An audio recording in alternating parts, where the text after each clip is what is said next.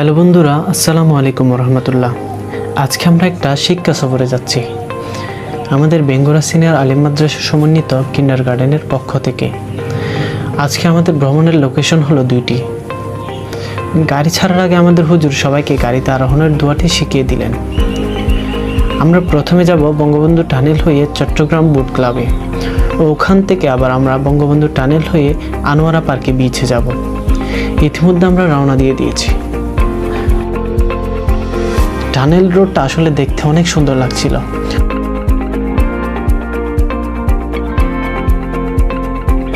হঠাৎ করে আমার ফোন ডিস্টার্ব করার কারণে টানেলের ভিতরের ভিডিওটা করতে পারলাম না, তার জন্য দুঃখিত।